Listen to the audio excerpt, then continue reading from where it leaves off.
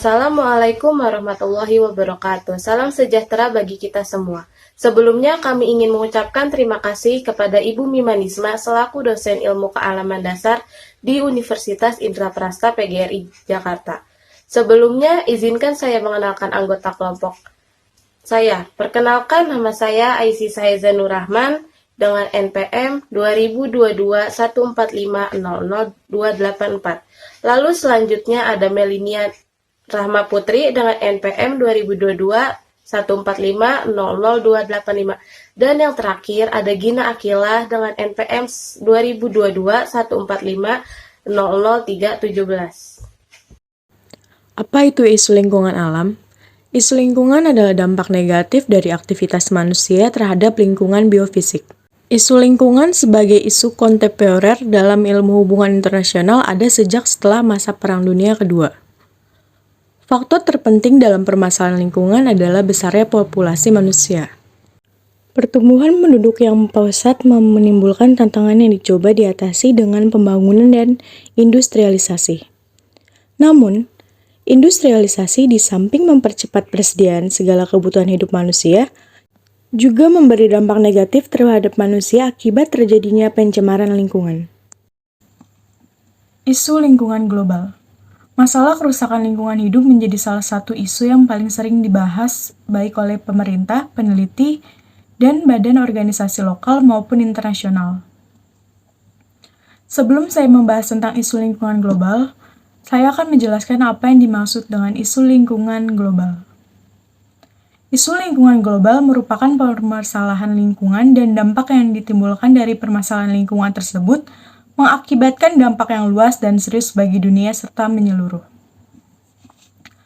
Adapun beberapa masalah lingkungan hidup yang menjadi sorotan secara global diantaranya pemanasan global, penipisan lapisan ozon, efek rumah kaca, dan hujan asam. Permasalahan tersebut menjadi perhatian dan perlu tindakan serius untuk kelangsungan hidup manusia. Pemanasan global. Pemanasan global juga disebut dengan perubahan iklim atau krisis iklim. Adalah suatu proses meningkatnya suhu rata-rata udara, atmosfer, laut, dan daratan bumi. Organisasi Kesehatan Dunia atau yang biasa disebut dengan WHO menyebut perubahan iklim sebagai ancaman terbesar bagi kesehatan global di abad ke-21. Bahkan, jika upaya untuk meminimalisir pemanasan di masa depan berhasil, beberapa efek akan terus berlanjut selama berabad-abad. Ini termasuk kenaikan permukaan laut dan lautan yang lebih hangat dan dengan pH yang lebih asam. Pemanasan global disebabkan oleh jumlah konsumsi bahan bakar kendaraan, hasil pembakaran industri, penggunaan CFC seperti AC, kulkas, dan botol aerosol, pembakaran hutan, dan gas metana yang berasal dari kotoran ternak dan mikroba di rawa-rawa. Aktivitas tersebut kemudian menghasilkan konsentrasi gas CO2 di atmosfer dan membentuk efek rumah kaca yang menjadi penyebab pemanasan global di bumi. Penipisan lapisan ozon. Fenomena alam ini terjadi pada lapisan atmosfer di atas permukaan bumi.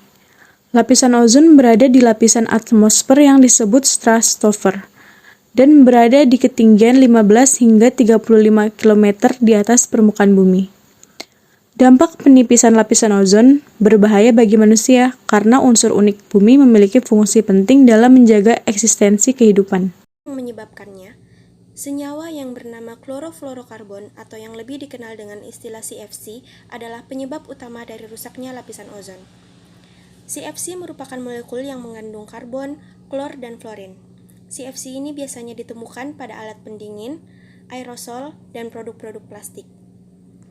Ketika CFC terkena sinar ultraviolet di atmosfer, CFC akan terpecah menjadi senyawa yaitu klorin, lalu kemudian bereaksi dengan oksigen pada ozon dan memecah molekul ozon. Ketika molekul ozon pecah, maka rusak pula lapisan ozon tersebut. Efek rumah kaca. Efek rumah kaca adalah kemampuan atmosfer untuk mempertahankan suhu udara panas yang nyaman dalam perubahan nilai yang kecil. Unsur pembentuk efek rumah kaca ialah gas rumah kaca yang menahan panas keluar dari bumi. Peran utama adanya efek rumah kaca adalah suhu udara di bumi dapat berada pada nilai nyaman bagi makhluk hidup. Tanpa efek rumah kaca, bumi akan memiliki suhu rata-rata yang sangat dingin serta dapat membahayakan keberlangsungan hidup dari makhluk hidup. Lalu, bagaimana proses terjadinya efek rumah kaca? 1. Sinar matahari mencapai atmosfer bumi, sebagian akan dipantulkan kembali ke luar angkasa. 2. Sinar yang masuk ke bumi diserap oleh tanah dan lautan untuk menghangatkan bumi. 3. Panas dari bumi kembali terpancar ke angkasa.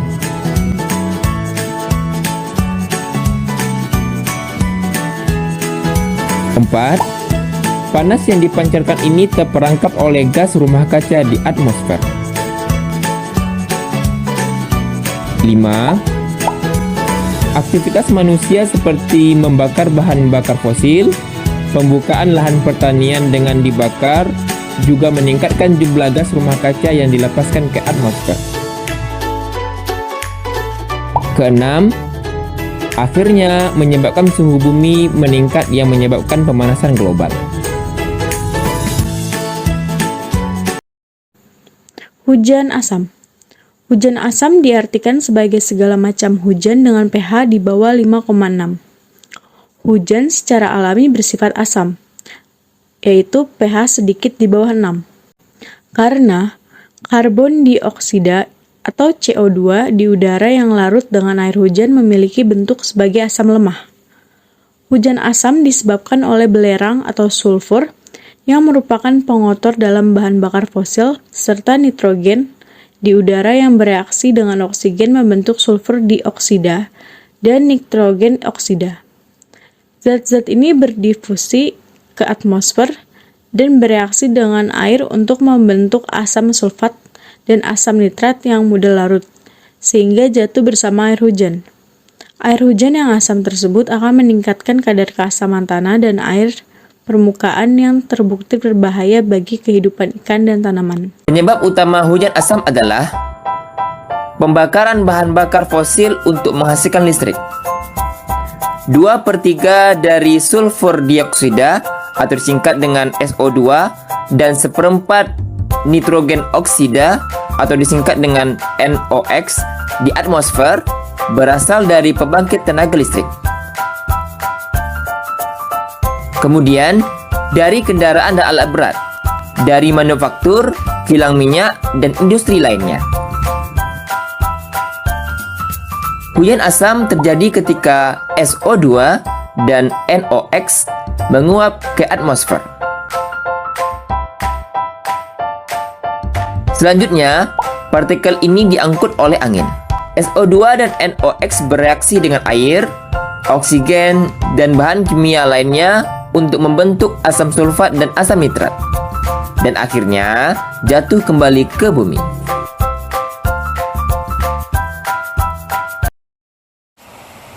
Setelah membahas isu lingkungan global, di sini saya akan membahas isu lingkungan nasional. Apa sih yang dimaksud dengan isu lingkungan nasional? Isu lingkungan nasional merupakan perusakan lingkungan yang akibatnya dapat dirasakan cukup luas. Dan perusahaan lingkungan tersebut berasal dari ulah manusia atau secara alami. Nah, contohnya di negara Indonesia banyak terjadi perusakan lingkungan yang mengakibatkan tidak seimbangnya ekosistem di alam.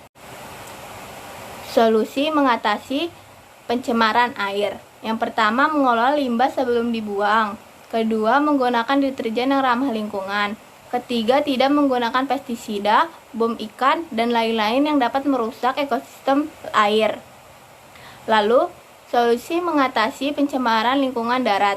Yang pertama, menggunakan pupuk serta obat pembasmi hama dengan sesuai. Kedua, penghijauan serta melakukan penanaman pohon. Ketiga, penanggulangan limbah industri. Lalu, solusi mengatasi pencemaran udara. Yang pertama, mengurangi penggunaan kendaraan bermotor, misalnya dengan memilih berjalan kaki atau bersepeda. Kedua, menanam lebih banyak pohon atau tanaman di tengah kota yang berguna sebagai paru-paru dunia. Ketiga, apabila mendirikan pabrik industri, sebaiknya jauhi dari pemukiman dan asapnya dibuat cerobong asap. Contoh isu lingkungan nasional terjadi sangat banyak. Yang pertama itu ada pencemaran lingkungan di perairan. Contohnya seperti pembuangan limbah industri ke sungai. Kedua, kebocoran minyak lepas pantai. Ketiga, penggunaan bom laut atau pukat yang dapat merusak terumbu karang. Lalu ada pencemaran lingkungan darat. Yang pertama itu ada penggunaan pupuk kimia berlebihan. Kedua, penambangan liar. Ketiga, kebocoran reaktor nuklir. Lalu di pencemaran lingkungan udara ada kebakaran hutan, asap pabrik, dan asap kendaraan bermotor. Pertama, ada deforestasi. Deforestasi merupakan pengubahan area hutan menjadi lahan tidak berhutan secara permanen untuk aktivitas manusia. Secara tidak langsung, deforestasi mengubah fungsi hutan yang awalnya untuk pelestarian lingkungan serta ekosistemnya menjadi kepentingan manusia. Lalu mengutip dari situs World Wide Fund for Nature atau bisa kita singkat menjadi WWF, hampir sebagian besar aktivitas deforestasi ditujukan untuk membuka lahan produksi pangan. Contohnya seperti pembukaan lahan untuk peternakan, pertanian, serta perkebunan. Tanpa disadari, dengan melakukan deforestasi, kerusakan hutan dan bumi semakin di depan mata. Penyebab langsung deforestasi biasanya berkaitan dengan aktor yang melakukan deforestasi itu sendiri, seperti konversi hutan alam menjadi perkebunan kelapa sawit, konversi hutan alam menjadi hutan tanaman industri, aktivitas HPH, pertambangan, dan lain sebagainya. Sementara untuk penyebab tidak langsung, biasanya berkaitan dengan hal-hal yang berbau kebijakan, baik itu di tingkat nasional, provinsi, ataupun daerah seperti RT RW, rencana kehutanan, dan lain sebagainya. 2. Ada kebakaran hutan dan lahan. Kebakaran hutan dan lahan atau bisa kita sebut karhutlah adalah suatu peristiwa terbakarnya hutan atau lahan baik secara alami maupun oleh perbuatan manusia, sehingga mengakibatkan kerusakan lingkungan yang menimbulkan kerugian untuk ekologi, ekonomi, sosial budaya, dan politik. Sedangkan dalam definisi Kamus Cambridge, kebakaran hutan, kebakaran liar, atau kebakaran perdesaan adalah api yang tidak terkendalikan di daerah memiliki vegetasi yang mudah terbakar. Dampak yang dapat disebabkan dari kebakaran hutan dan lahan. Pertama, ada menyebarkan emisi gas karbon dioksida ke atmosfer. Kedua, terbunuhnya satwa liar dan musnahnya tanaman baik yang dikarenakan kebakaran, terjebak asap, atau rusaknya habitat. Ketiga, menyebabkan banjir selama beberapa minggu di saat musim hujan dan kekeringan di saat musim kemarau. Keempat, kekeringan yang ditimbulkan dapat menyebabkan terhambatnya jalur pengangkutan lewat sungai dan menyebabkan kelaparan di daerah terpencil. Lalu kelima, ada musnahnya bahan baku industri perkayuan, mebel, atau furnitur. Keenam, meningkatnya jumlah penderita penyakit infeksi saluran pernapasan atas atau yang bisa disingkat ISPA dan kanker paru-paru.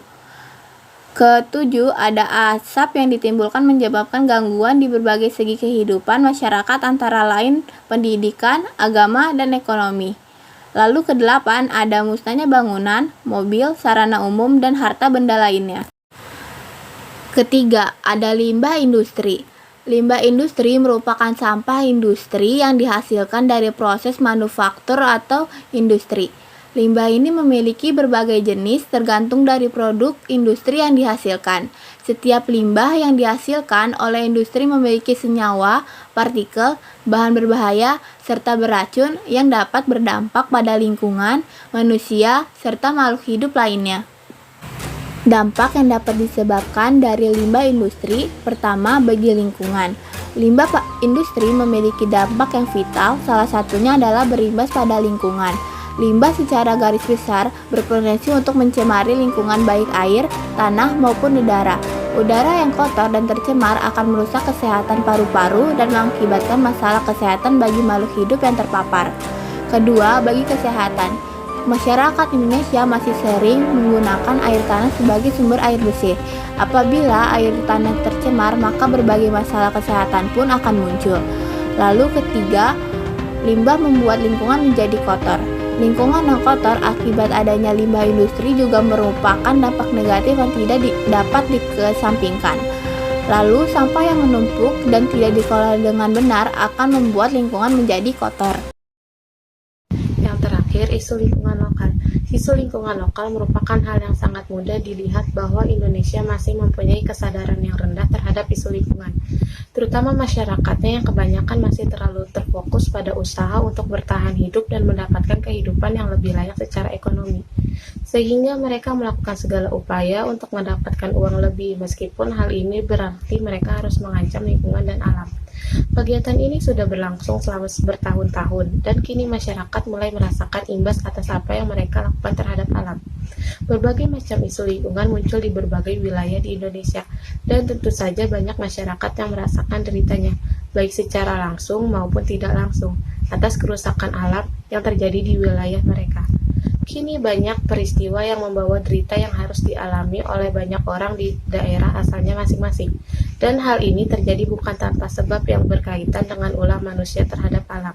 Ada banyak berita mengenai dampak lingkungan lokal yang terjadi di berbagai wilayah di Indonesia, di antaranya banjir. Banjir merupakan fenomena alam ketika sungai tidak dapat menampung limpahan air hujan karena proses infiltrasi mengalami penurunan. Hal tersebut terjadi karena daerah hijau sebagai penahan larian air hujan berkurang. Seperti bencana alam lainnya, baik gempa bumi, angin topan, tsunami, dan banjir tentu menimbulkan dampak bagi manusia dan lingkungan. Kerugian materi dan non-materi yang dialami juga akan memberikan trauma dalam jangka waktu tertentu. Sejumlah warga Kabupaten Lahat, Sumatera Selatan panik saat banjir bandang menyeret sejumlah rumah serta warung makan. Tak hanya mengakibatkan kerusakan rumah, banjir juga merusak lahan persawahan warga. BPBD dan tim gabungan TNI Polri masih mendata kerusakan rumah dan perkebunan, serta dilaporkan satu warga meninggal dunia terseret banjir. Berikutnya longsor. Longsor merupakan terkikisnya daratan oleh air aliran karena penahanan air aliran berkurang. Dampak dari longsor ialah terjadinya kerusakan tempat tinggal atau tempat kegiatan aktivitas seperti ladang, sawah, dan juga bisa mengganggu transportasi kegiatan perekonomian. Dampaknya sangat dirasakan bagi daerah lokal dan ada kemungkinan berantai ke daerah lain. Kejadian longsor ini diketahui terjadi pada Kamis tanggal 9 bulan 3 atau bulan Maret 2023, tepatnya kemarin, bermula saat curah hujan yang sangat tinggi atau intensitas yang sangat tinggi terjadi di sebagian wilayah Lampung Barat. Nah, yang terakhir, erosi pantai. Erosi pantai atau yang sering juga disebut dengan abrasi pantai merupakan pengikisan daratan pantai akibat aktivitas arus, gelombang, dan pasang surut air laut. Erosi pantai dengan tingkat kerusakan yang cukup tinggi mempunyai dampak bagi pelestarian lingkungan, kehidupan sosial ekonomi, dan kesehatan masyarakat pesisir pantai.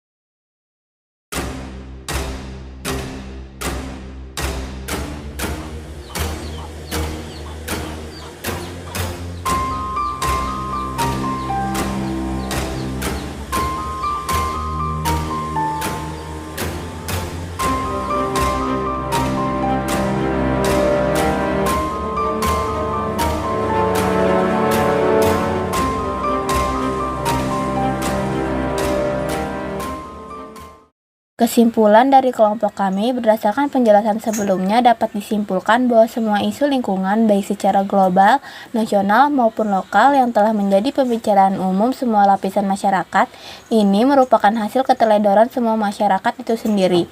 Kesalahan bukan hanya milik pemerintah atau pengusaha pabrik yang mengeluarkan limbah sembarangan, tetapi juga kesalahan semua lapisan masyarakat yang masih tidak peduli terhadap lingkungan sekitarnya, seperti dengan tidak membuang sampah pada tempatnya dan masih banyak hal lainnya. Sekian video pembahasan dari kami, semoga video pembahasan ini dapat bermanfaat bagi kita semua. Kurang lebihnya kami mohon maaf jika ada salah dalam penyampaian kata. Terima kasih. Wassalamualaikum warahmatullahi wabarakatuh.